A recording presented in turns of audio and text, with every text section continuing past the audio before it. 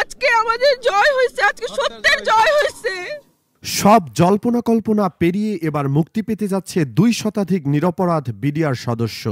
2009 সালে বিডিআর বিদ্রোহের ঘটনায় করা বিস্ফোরক মামলায় 2 শতাধিক নিরপরাধ আসামিকে জামিন দিয়েছেন ঢাকার বিশেষ ট্রাইব্যুনাল।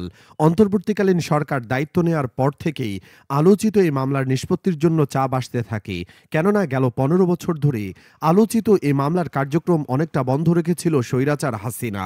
উল্লেখ্য, 2009 সালের 25 ও 26 ফেব্রুয়ারি বাংলাদেশের ইতিহাসে সবচেয়ে নির্মম হত্যাযজ্ঞ চলে তৎকালীন বিডিআরের সদর দপ্তর পিলখানাতে, যেখানে বিডিআরের বিদ্রোহীদের নামে 57 জন সেনা কর্মকর্তা, তৎকালীন বিডিআর প্রধান মেজর শাকিল সহ মোট 74 জন দেশপ্রেমিক সদস্যকে নির্মমভাবে হত্যা করা হয়।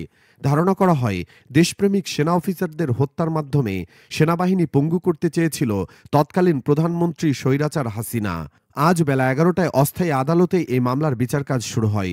উভয় পক্ষে সাক্ষ্য গ্রহণ ও যুক্তিতর্ক শেষে ঢাকার বিশেষ ট্রাইব্যুনাল 1-এর বিচারক মোহাম্মদ ইব্রাহিম মিয়া 200 বিডিআর সদস্যকে জামিন দেন। এই রায়ে নিরপরাধ আসামি পরিবারের সদস্যরা আদালত প্রাঙ্গণে উচ্ছ্বাস প্রকাশ করেন। সূত্র 24 নিউজ ডেস্ক, ঢাকা।